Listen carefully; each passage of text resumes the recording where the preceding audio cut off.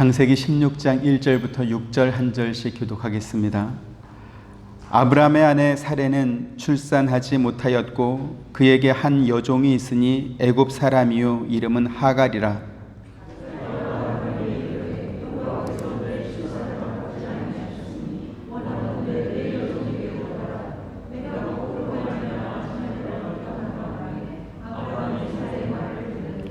아브라함의 아내 사레가 그 여종 애굽 사람 하갈을 데려다가 그 남편 아브라함에게 첩으로 준 때는 아브라함이 가나안 땅에 거주한 지 10년 후였더라.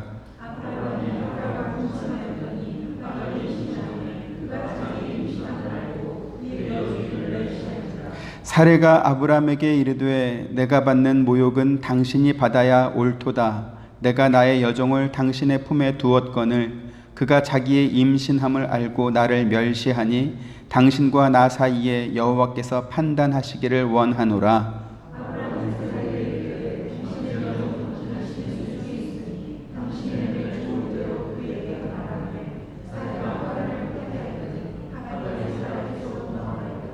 아멘.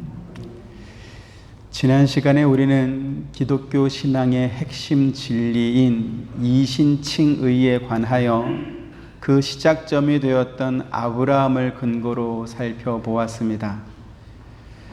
성경은 믿음을 설명하면서 아브라함은 우리 모든 사람의 조상이라 이렇게 말씀했고, 또 모든 교회와 성도들도 아브라함을 믿음의 조상으로 믿고 또 인정하고 있습니다. 그런데 우리가 성경을 읽으면서 확인하는 바와 같이 아브라함이 믿음의 조상이라고 하는 영광스러운 칭호를 들을 만큼 그의 믿음이 정말 대단해 보이느냐?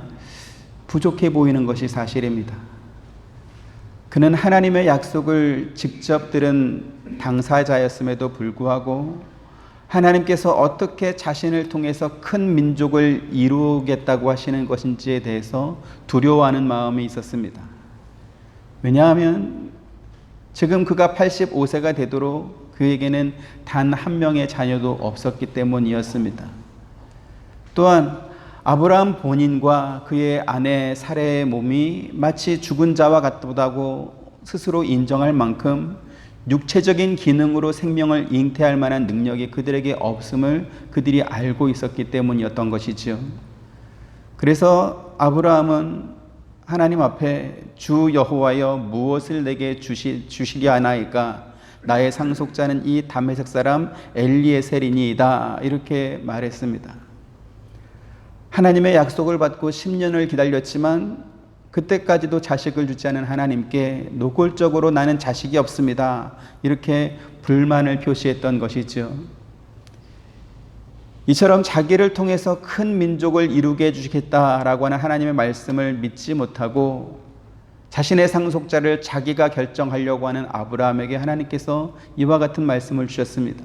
창세기 15장 4절 5절 한 절씩 보시죠.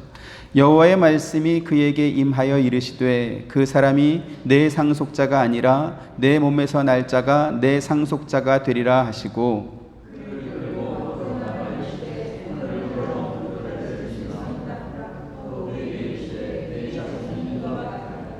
네, 이렇게 하나님께서 분명한 말로 그의 몸에서 나올 자가 아브라함의 상속자가 될 것이다 이렇게 약속하자 아브라함이 여호와를 믿었다. 성경은 그렇게 말합니다.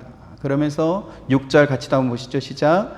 아브라함이 여호와를 믿으니 여호와께서 이를 그의 의로 여기시고 이랬습니다. 자, 오늘 본문의 사건은 이렇게 아브라함이 여호와를 믿었더니 여호와께서는 그 아브라함의 믿음을 의로 여기셨다라고 하는 이 배경 아래서 출발하고 있습니다.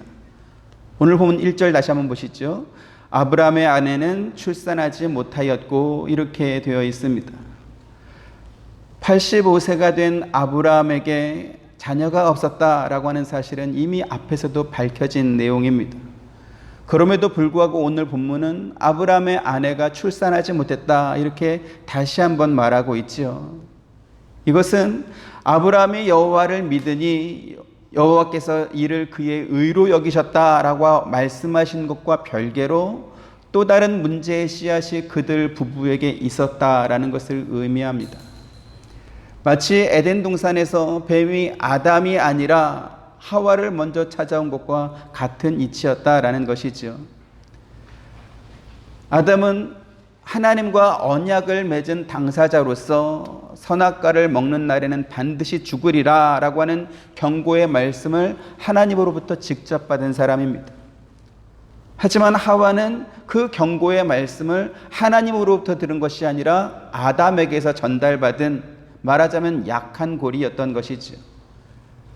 같은 이유로 바울은 고린도전서에서 여자는 교회에서 잠잠하라 이렇게 말하고 있습니다.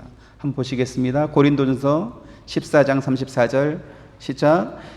여자는 교회에서 잠잠하라. 그들에게는 말하는 것을 허락함이 없나니 율법에 이른 것 같이 오직 복종할 것이요 이랬습니다. 여자는 교회에서 말하는 것이 허락되지 않았다라고 말하면서 오직 복종하라 이렇게 말하고 있습니다. 그리고 그 이유에 대한 배경 설명으로 여러분 가진 성경을 보시면 34절 말씀 옆에 배경이 되는 주석들이 몇 가지 성경 구절이 있는데 그 중에 제일 먼저 나오는 성경 구절이 창세기 3장 16절입니다. 한번 보시죠. 또 여자에게 이르시되 내가 네게 임신하는 고통을 크게 더하리니 네가 수고하고 자식을 낳을 것이며 너는 남편을 원하고 남편은 너를 다스릴 것이니라 하시고 이랬습니다. 여자가 교회에서 잠잠해야 되는 이유가 뭐라고 말씀하고 있습니까? 하나님께서 아담과 맺었던 그 언약에 있어서 약한 고리에 속했던 이 하와가, 여자가 먼저 선악과를 따먹고 그로 인해서 아담도 타락하게 되었기 때문에 그 책임을 여자에게 먼저 물으신 것입니다. 지금 드리려는 말씀은 여자만 교회에서 잠잠하면 교회는 아무 문제가 생기지 않는다, 이런 것을 말하는 것이 아닙니다. 에베소서에 우리가 확인한 말씀처럼 마귀는 아주 조그만 틈만 있어도 그 약한 곳을 파고든다라는 것이죠. 에베소 4장 27절에 그렇게 말했죠. 뭐라고요? 마귀에게 틈을 주지 말라 이랬습니다. 앞서 15장에서 하나님께서 아브라함을 찾아왔을 때 아브라함이 하나님께 보였던 첫 반응이 무엇이었습니까? 15장 2절 같이 봅니다. 시작. 아브라함이 이르되 주 여호와여 무엇을 내게 주시려 하나이까? 나는 자식이 없사오니 나의 상속자는 이 다메섹 사람 엘리에셀이니이다 였습니다. 하지만 하나님께서는 하늘의 뭇별을 보여주시면서 내 자손이 이와 같으리라 이렇게 말씀하시고 재차 약속을 주시죠. 그리고 아브라함이 그 하나님의 약속을 믿었다, 성경은 그렇게 말했습니다. 그러면서도 징표를 아브라함이 요구하죠. 그러자 하나님께서 제물을 준비하라 라고 말씀하시고 아브라함이 쪼갠 그 고기 사이로 하나님께서 지나가심으로 저주의 서약의 책임이 하나님께 있음을 확인해 주셨습니다. 인간의 협약식에 하나님께서 친히 참여해서 그 협약식을 한다라고 하는 것은 이건 대단한 사건입니다. 그리고 이와 같은 감격적이고 확실한 약속의 자리에 아브라함은 있었지만 없는 사람이 있죠. 누굽니까? 사라가 없었습니다. 대신에 그 자리에 무엇이 있었습니까? 오늘 본문의 말씀처럼 아브라함의 아내 사레는 출산하지 못하였다라고 하는 현실적인 문제가 있었던 것입니다. 그러면 이것이 지금 사라 혼자만의 문제인 것 같습니까? 그렇지 않습니다. 하나님을 믿는 우리에게도 언제나 고민하고 갈등하는 문제가 바로 여기에서부터 시작하는 것입니다.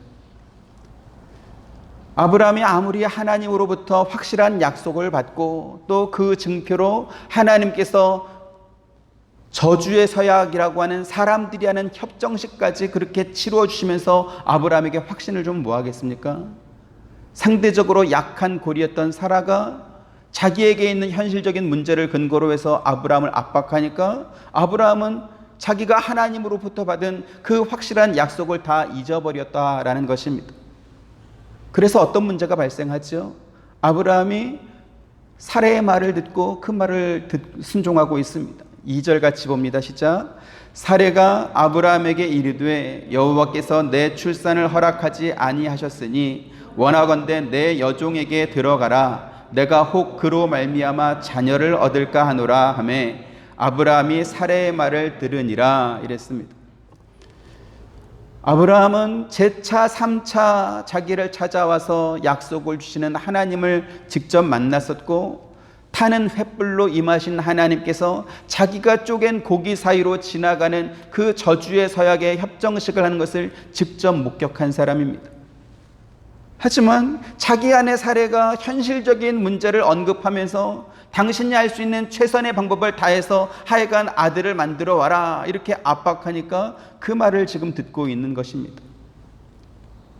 여러분의 성경을 보시면 창세기 15장 6절에서 아브라함이 여호와를 믿으니 여호와께서 이를 그의 의로 여기셨다라고 하는 이 말씀과 아브라함이 사레의 말을 들었다라고 하는 말이 이 펼쳐진 성경에 같이 있습니다.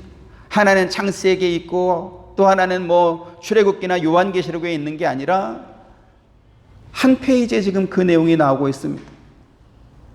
창세기 15장과 16장 사이에 얼마나 많은 시간이 흘렀는지 우리는 알 수는 없습니다.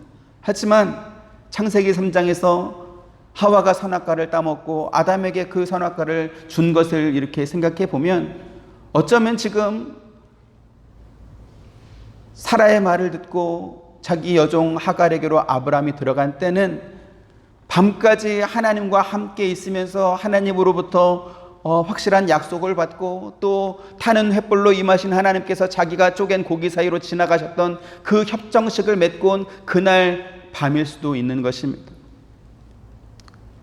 우리에게 익숙한 아브라함은 어떤 사람이었습니까? 100세 얻은 하나밖에 없는 아들이라 할지라도 하나님께서 그 아들 나에게 번제로 바치라 라고 말하니까 두말 없이 하나님께 드렸던 정말 지상 최고의 믿음을 가졌던 사람이 아브라함입니다. 그런데 우리가 지금 성경에서 확인하고 있는 것처럼 창세기 16장의 아브라함은 어떤 사람입니까? 그가 정말로 하나님께서 그를 의로 여기실 만큼 대단한 믿음을 가진 사람처럼 그렇게 보이십니까? 하나님께서 인간에게 익숙한 그 서약과 협정식까지 치러주면서 아브라함에게 당신이 그에게 주었던 약속이 확실한 것을 이렇게 재차 3차 확인해 주었어도 마누라 말 한마디에 하나님의 약속은 다 잊어버렸던 사람이 바로 아브라함이라는 것입니다. 그래서 성경은 아브라함의 믿음이 의로웠다, 그의 믿음이 대단했다 이렇게 말씀하는 것이 아니라 여호와께서 이를 그의 의로 여기셨다 이렇게 말씀하는 것입니다. 아브라함의 믿음이 함량 미달이고 성분 부족이었다 할지라도 그것을 판단하고 평가하시는 하나님께서 의로 여겨주시니 합격 판정을 받아서 의롭게 된 것입니다. 그런데 아브라함이 이렇게 하나님으로부터 합격 판정을 받아서 의로 여겨지자 그가 한 행동이 무엇이었습니까? 믿음은 고사하고 마치 하나님과 만난 적도 없던 사람처럼 아내의 말에 지금 순종하고 있는 것입니다. 세상에 많은 공처가가 있다 이렇게 말하지만 아마 아브라함도 둘째가라면 서러울 만큼 그렇게 마누라 말을 잘 듣는 사람입니다. 그런데요, 성경은 아브라함이 사레의 말을 들을 수밖에 없었던 이유가 있었던 것처럼 또 그렇게 설명하고 있습니다. 3절 같이 보시죠. 시작. 아브라함의 아내 사레가 그 여종 애굽 사람 하갈을 데려다가 그 남편 아브라함에게 첩으로 준 때는 아브라함이 가나안 땅에 거주한 지 10년 후였더라 이랬습니다. 지금 이 말은 무엇을 의미합니까? 사레의 관점에서 보면 그들이 하나님의 약속을 믿고 10년을 기다렸어도 하나님께서 약속을 지켜주지 않았다라는 것입니다. 그런데 여기서 지금 사레가 전혀 몰랐던 사실이 있습니다. 그게 무엇입니까? 아브라함이 하나님을 만나서 약속을 재확인받았고 하나님께서 타는 횃불로 나타나셔서 아브라함이 쪼갠 고기 사이로 지나가시는 그 저주의 서약 협정식을 맺고 돌아왔다라는 사실입니다. 고대 사회일수록 출산이라고 하는 것은 여성에게 있어서 가장 큰 힘이고 가장 큰 능력이 됩니다. 우리나라도 조선시대에는 칠거지약이라는 그런 것이 있었죠. 혼인한 아내라 할지라도 합법적으로 남자가 이렇게 내쫓을 수 있는 구실 가운데 하나가 아들을 낳지 못하는 죄였습니다. 히브리 풍습에서도 자녀를 낳지 못하는 여인은 그에게 큰 죄가 있어서 하나님께서 저주를 내려서 아이를 낳지 못하는 것처럼 그렇게 생각하는 인식이 있었습니다. 앞서 15장에서 아브라함이 두려워하고 있는 상태였다, 이렇게 성경에 말씀하고 있죠. 그 두려움은 하나님께서 그를 통해서 큰 민족을 이루게 하시겠다라고 하는 그러한 약속을 받고도 10년이나 지났는데도 불구하고 아직까지 그들에게 상속자가 없다라는 것이었습니다. 그렇다면 그 두려움은 아브라함과 사라 모두가 가지고 있는 그러한 것이었습니다.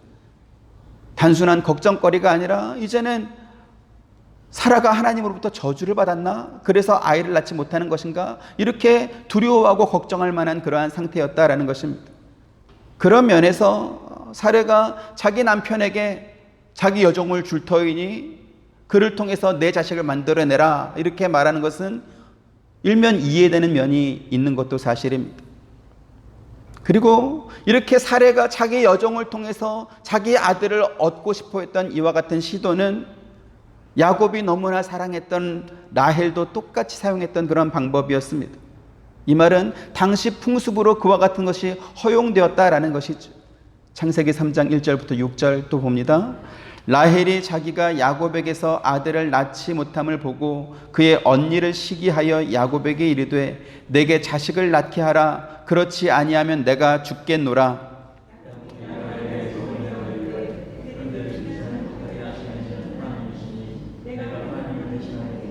라헬이 이르되 내 여종 빌하에게로 들어가라. 그가 아들을 낳아 내 무릎에 두리니 그러면 나도 그로 말미암아 자식을 얻겠노라 하고,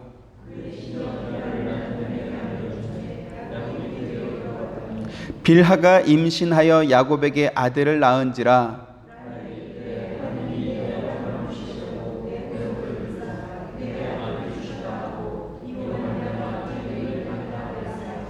네, 이렇게 라헬은 자기 여종 빌하를 통해서 단과 납달리 두 명의 아들을 얻게 됩니다. 야곱은 자기의 첫째 부인이었던 레아를 통해서 6명의 아들을 얻게 되고요. 또 라헬을 통해서 2명의 아들을 얻습니다. 그리고 레아와 라헬의 여종 두 사람을 통해서 또다시 각 2명씩 해서 총 12명의 아들을 얻습니다.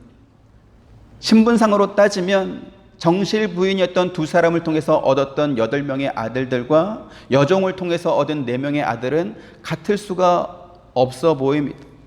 하지만 성경은 야곱에게서 태어난 모든 자녀를 이스라엘의 후손으로 여기고 있습니다. 그래서 나중에 그들이 가나안 땅을 정복해 들어갔을 때 같은 원리로 땅을 분배해 주는 것을 우리는 성경을 통해서 볼 수 있습니다. 이것은 당시의 풍습이 북의 혈통을 중심으로 상속이 이루어졌다는 것을 확인할 수 있는 말입니다. 같은 원리로 솔로몬은 다윗이 부정한 방법으로 취한 우리야에게서 태어난 그러한 자녀이지만 하나님께서 다윗의 왕위를 솔로몬에게 준 것을 통해서 우리가 또 확인할 수 있습니다. 지금 드리는 말씀은 아브라함이 사레의 여종이었던 하갈에게서 이스마엘을 얻은 것이 정당했다라는 것을 말하는 것이 아니라 당시의 풍습이 그러했다라는 것을 지금 설명드리는 것입니다. 우리가 지금 확인하려고 하는 것은요, 하나님의 약속을 받았던, 그리고 하나님께서 저주의 서약이라고 하는 인간의 협정식까지 보여줬던, 맺어줬던 이 아브라함이 어떠한 결정을 하고 있는가를 확인해야 되는 것입니다. 지금 사례는 아브라함이 밖에서 누구를 만났고 또 어떠한 사건이 있는지 전혀 알지 못했습니다. 몰랐기 때문에 두려웠고 불안했고 조급한 마음이 있었고, 그래서 마치 바가지를 긁듯이 남편을 닥달해서 하여간 아들을 만들어 와라, 내 여종 하갈을 당신한테 줄 테니까 아들을 만들어내라, 이렇게 요구할 수도 있습니다. 하지만 아브라함은 다르지 않습니까? 아브라함은 하나님을 만났잖아요. 약속도 직접 받았고 또 협정식도 하나님께서 맺어주었잖아요. 그러면 자기에게 그렇게 말하는 사라에게 그와 같은 사실을 말해줬어야 되지 않을까요? 여보, 사실은 말이야, 내가 조금 전에 하나님을 만났어. 하나님께서 나한테 이렇게 협정식까지 해줬어. 쪼갠 고기 사이로 하나님께서 이렇게 지나가시더라고. 조금만 우리 기다려보자, 이렇게 말해야 되지 않았을까요? 근데요, 아브라함이 말을 안 합니다. 말을 안 하고 자기 아내가 하갈에게로 들어가라니까 또 그 말을 듣고 구역구역 들어가고 있습니다. 그래서 우리가 성경을 읽고 확인하면 확인할 수 있는 사실이 뭐냐면, 적어도 창세기 16장까지에는 이 아브라함 개인을 봤을 때 의롭게 여겨질 만한 그러한 큰 믿음이 별로 보이지 않는다라는 사실입니다. 하지만 그럼에도 불구하고 하나님께서 저렇게 심지가 약한 이 아브라함의 믿음도 귀하게 보시고 그의 믿음을 크게 여겨주셔서 그의 믿음을 의로 여겨줬다라는 사실이죠. 그런데 이러한 사실들은 오늘날 신앙생활하는 저와 여러분에게 큰 위로를 줍니다. 어떤 면에서요? 우리도 어떤 현실적인 문제가 생겼을 때 믿음을 따라 살기보다는 현실을 따라 살면서도 야, 사람이 어떻게 성경대로 다 살겠어? 말씀은 그렇지만 또 현실은 그런 게 아니야. 이렇게 현실과 자꾸 타협하는 그러한 모습이 우리에게 있지 않습니까? 이러한 모습은 아브라함뿐만 아니라 믿음의 조상이요 축복의 조상으로 아브라함과 함께 언급되는 이 야곱을 통해서도 우리가 확인할 수 있습니다. 어떠한 문제가 생겼을 때 믿음을 따라 살기보다는 상황을 따라 살았던 대표적인 사람이 또 야곱입니다.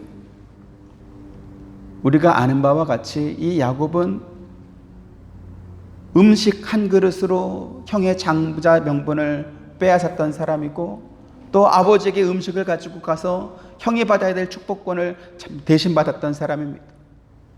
그런가 하면 오갈 데 없는 그 야곱을 받아줬던 삼촌 라반, 나중엔 장인이 되죠. 레아와 라헬의 아버지니까 그 삼촌을 속여서 삼촌에게 있는 좋은 재산들을 다 자기 것으로 빼앗았던 사람이 바로 야곱입니다. 그뿐입니까? 자기 목숨을 지키겠다라는 그 일념하에 자식도 부인도 팽개칠 수 있는 사람이 야곱이었습니다. 삼촌이자 장인이 또 자기의 사촌 형제들이 그들을 속인 것을 알고 야곱을 미워하니까 고향으로 돌아가기로 결정을 하고 이렇게 야반도주를 하죠. 근데 돌아오다 보니까 자기 형이 많은 사람들을 이끌고 자기를 마주 나오고 있다는 소식을 또 듣습니다. 두려움이 덜컥 생기는 거죠. 옛날에 자기가 형을 속이고 이렇게 도망갔던 것을 형이 이렇게 미흡게 여겨가지고 자기를 혹시 죽일까 싶어가지고 자기 재산과 자기 종들과 심지어 자기 부인들과 자기 자녀들까지 전부 다 앞서 보내고 자기는 혼자 뒤에 남아버린 것입니다. 여차하면 다 버리고 나만이라도 도망가겠다, 이런 틈을 보는 것입니다. 창세기 32장 20절부터 24절 또 봅니다. 또 너희는 말하기를 주의 종 야곱이 우리 뒤에 있다 하라 하니, 이는 야곱이 말하기를 내가 내 앞에 보내는 예물로 형의 감정을 푼 후에 대면하면 형이 혹시 나를 받아주리라 함이었더라.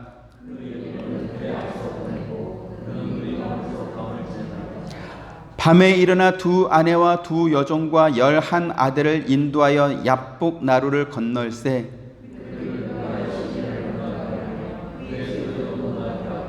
어떻게 했다고요? 야곱은 홀로 남았더니, 자기 혼자 남았다가 형이 만약에 여차하면 나는 도망가겠다, 이런 것이죠. 야곱이야말로 믿음은 고사하고 인간적인 면으로 봐서도 정말 최악인 사람입니다. 하지만 성경은 그 야곱의 이름을 언급할 때 아브라함과 이삭과 더불어서 함께 등장시키면서 아브라함과 이삭과 야곱의 하나님이다, 이렇게 말씀하죠. 사도행전 7장 32절 같이 봅니다. 시작. 나는 내 조상의 하나님 즉 아브라함의 이삭과 야곱의 하나님이라 하신데 모세가 무서워 감히 바라보지 못하더라, 이랬습니다. 이것이 의미하는 바가 무엇입니까? 정말 야곱의 믿음이 대단했다라는 것입니까? 아니지요. 그들의 믿음을 대단하게 여겨주시는 하나님이 계신다라는 말씀입니다.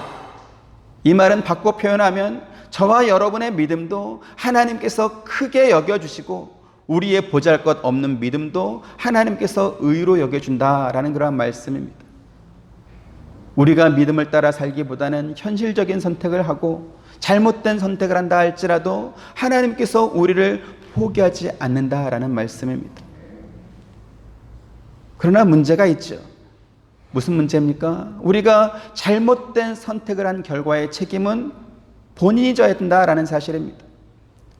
지금 사레가 자기 여종 하갈을 아브라함에게 들여보내면서 아들을 낳으라 이렇게 말했고, 또 아브라함도 자기 부인의 말을 듣고 하갈과 동침하자 어떤 일이 벌어집니까? 4절 같이 봅니다. 시작. 아브라함이 하갈과 동침하였더니 하갈이 임신하매 그가 자기의 임신함을 알고 그의 여주인을 멸시한지라 이랬습니다. 여기 지금 임신함에 멸시한지라 라는 말은 임신하자 눈에 하찮게 보였다라는 뜻입니다. 앞서도 말씀드렸지만 당시 사회적 분위기에서 누가 정부인이고 누가 첩이냐 하는 것은 별로 중요하지 않습니다. 남편의 대를 이을 아들을 누가 낳느냐가 가장 중요했고, 또 누구에게서 낳은 아들이든지 간에 남편이 정한 그 아들이 상속자가 될 수 있었기 때문에 그렇습니다. 앞서도 말씀드린 것처럼 솔로몬은 다윗이 불륜 관계를 통해서 얻은 10번째 아들입니다. 밧세바에게서 낳은 자식으로 쳐도 솔로몬은 4번째 아들입니다. 그럼에도 불구하고 다윗의 왕위가 솔로몬에게 이어지고 있죠. 자기가 임신한 사실을 알게 된 하갈이 여종의 신분이었음에도 불구하고 자기 주인을 하찮게 보고 멸시할 수 있었던 배경에는 바로 이와 같은 사회적인 어떤 풍습이 있었습니다. 하나님께서 아브라함에게 주신 약속은 사라를 통해서 자식을 주겠다라는 것이었습니다. 그러나 하나님께서 주신 약속의 본질보다는 아들을 낳을 수 있는 방법에만 매몰됐던 아브라함은 잘못된 선택을 지금 하고 있는 것입니다. 그 결과 아브라함과 사라 사이에 더 큰 갈등이 폭발하고 있는 것을 우리가 또 확인할 수 있습니다. 5절 같이 봅니다. 시작. 사레가 아브라함에게 이르되 내가 받는 모욕은 당신이 받아야 옳도다. 내가 나의 여종을 당신의 품에 두었거늘 그가 자기의 임신함을 알고 나를 멸시하니 당신과 나 사이에 여호와께서 판단하시기를 원하노라 이랬습니다. 사레가 지금 아브라함에게 하고 있는 이 말은 에덴 동산에서 하나님께서 아담과 하와에게 누가 너희에게 벗은 것을 가르쳐 주었느냐, 내가 너희에게 먹지 말라고 한 그 나무의 열매를 너희가 먹었느냐라고 말했을 때 아담이 하와에게 책임을 전가하고 하와가 뱀에게 책임을 전가했던 그 모습과 너무나 닮아 있습니다. 지금 이 사태가 벌어진 근본적인 원인이 무엇이었습니까? 사레가 자기의 여종인 하갈을 통해서 자기 아들을 얻고자 하는 그러한 마음으로 아브라함을 하갈에게 들여보냈기 때문에 생긴 문제입니다. 그러나 이 하갈이 앞서 우리가 읽었던 그 레아, 라헬의 여종들처럼 아들을 낳고 여주인에게 이렇게 줬으면 얼마나 좋았을까요? 근데 그렇게 하지 않았다는 것이죠. 사레는 자기 여종을 통해서 자기 아들을 얻고 싶었는데 이 하갈은 내 아들이 상속자가 될 것이다, 이런 딴 생각을 하고 있는 것입니다. 생각이 달랐고 태도가 달랐던 것이죠. 이렇게 상황이 벌어지자 사레가 아브라함에게 또 말합니다. 당신과 나 사이에 여호와께서 판단하시기를 원한다 라고 말하면서 공의로우신 하나님께서 아브라함을 심판해 주기를 또 청구하는 이러한 모습이 벌어지고 있는 것입니다. 자신의 잘못된 판단과 남편에게 부당하게 강요했던 행위에 대해서는 전혀 생각하지 않고 여종에 대한 질투와 증오에 빠져서 아브라함에 대한 징벌을 하나님께 요구하는 그러한 상황이 지금 벌어지고 있는 것입니다. 그런데요, 사례가 보이는 이와 같은 모습은 신앙생활하는 우리들의 어떤 형편에서도 종종 발견되고 있습니다. 어떤 일이 우리가 원하는 뜻대로 이루어지지 않거나, 혹은 누군가가 책임을 져야 되는 상황이 발생하거나, 혹은 갈등이 폭발하게 되는 어떠한 일이 생겼을 때 하나님의 이름으로 이렇게 심판을 이용하는 것입니다. 그러면서 내 진심은 하나님이 아실 것이다, 나는 하나님 앞에 가서 내가 심판받을 거다, 하나님은 분명히 나를 잘했다 이렇게 말할 거다, 이렇게 말하는 것입니다. 바꿔 말하면 뭡니까? 나는 옳고 너는 틀렸다, 이런 말이겠죠. 세상에서도 법정에서 재판관의 판결을 받아야 되는 상황이 발생한다면 그것이 어떤 강력 사건의 피해자가 아닌 이상 어느 한쪽만의 잘못으로 이루어지는 경우는 별로 없습니다.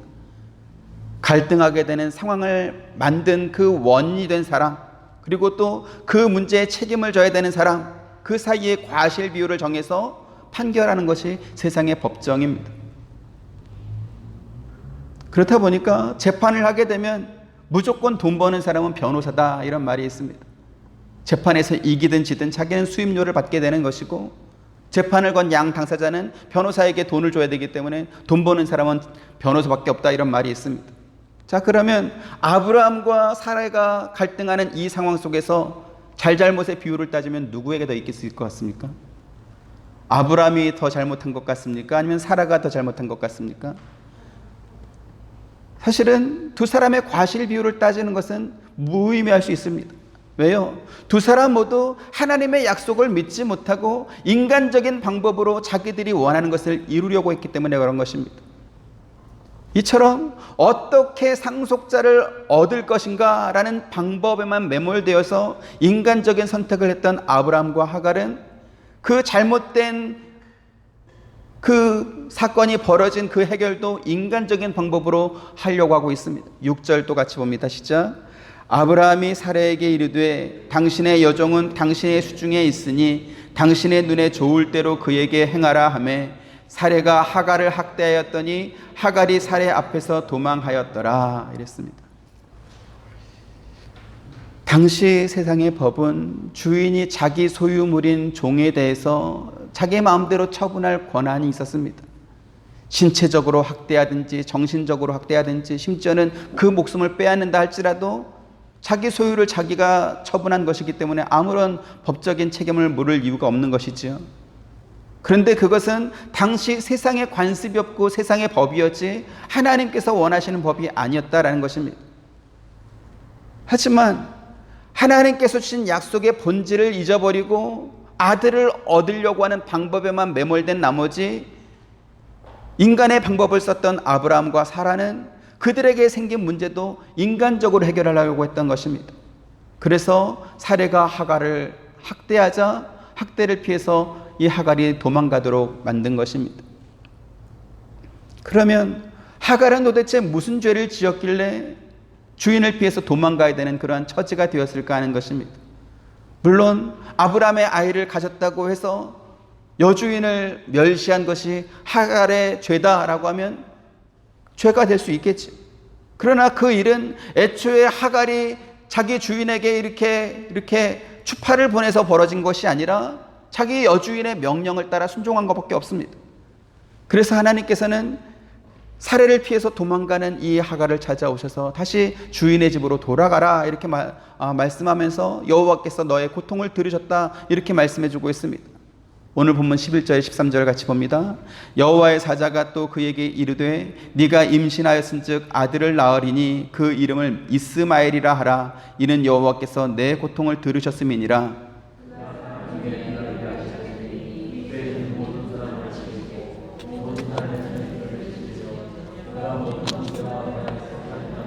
같이 하갈이 자기에게 이르신 여호와의 이름을 나를 살피시는 하나님이라 하였으니 이는 내가 어떻게 여기서 나를 살피시는 하나님을 배웠는고 함이라 이랬습니다. 하갈이 낳은 이스마엘은 오늘날 이슬람교의 시조가 되는 인물입니다. 그리고 이삭의 후손으로 대표되는 기독교와 이스마엘의 후손인 이슬람교회는 십자군 전쟁을 전후로 해서 그리고 지금까지도 계속 갈등과 전쟁을 이어가고 있습니다. 오늘 드리는 말씀이 이슬람교와 기독교의 어떤 갈등을 말하는 것이 아니기 때문에 이 부분은 나중에 또 설명을 드릴 것입니다.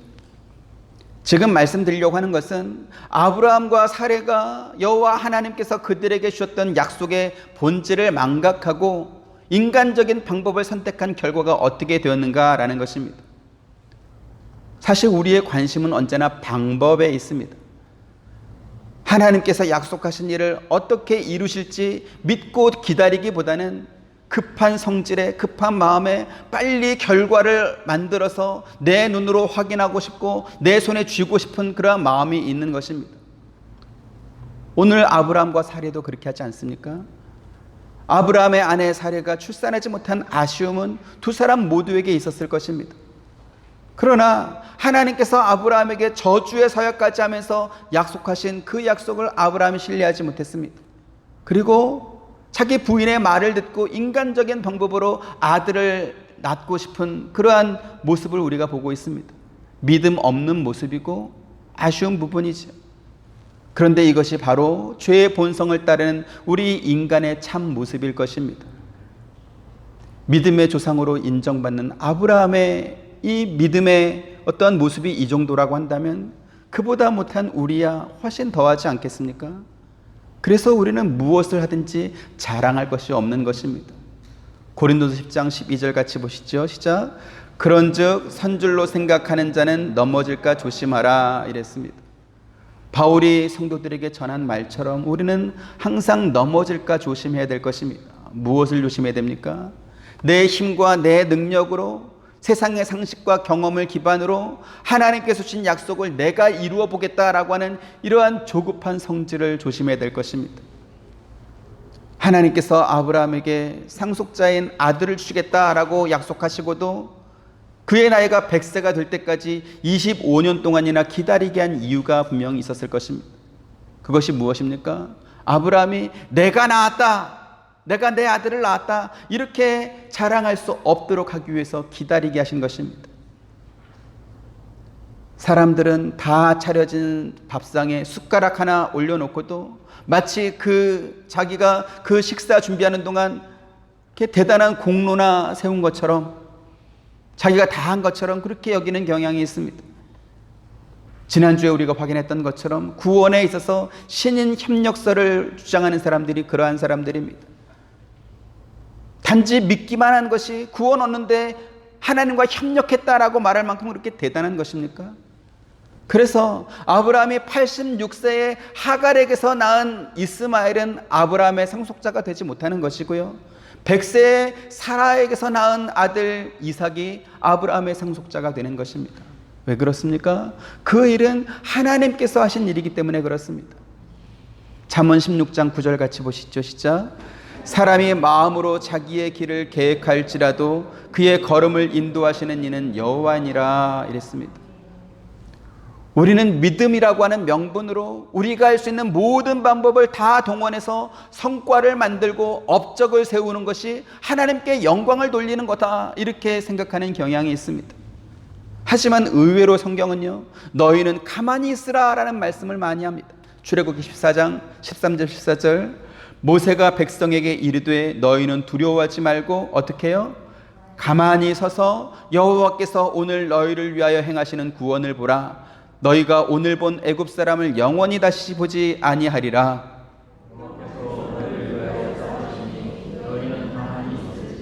어떻게 하라고요? 가만히 있을지니라. 홍해 바다 앞까지 온 이스라엘 백성들이 자기들을 추격해오는 애굽의 기마부대 정예부대 앞에서 두려워 떨고 있을 때 하나님께서 모세에게 주신 말씀이었습니다. 계속해서 시편 46편 10절 같이 보시죠. 시작. 이르시기를 너희는 가만히 있어 내가 하나님됨을 알지어다. 내가 뭇 나라 중에서 높임을 받으리라. 내가 세계 중에서 높임을 받으리라 하시도다 이랬습니다. 지금 이 시편 46편은 모세를 대적했던 고라의 자손이 쓴 시입니다. 고라는 모세의 지도 방식을 답답해했습니다. 그러면서 자기를 따르는 유명한 족장 250명과 함께 이렇게 의회를 구성해서 백성들을 이끌면 자기들이 모세보다 훨씬 더 백성들을 잘 이끌 수 있을 거다 이렇게 생각했죠. 하지만 하나님께서는 고라를 허용하지 않았습니다.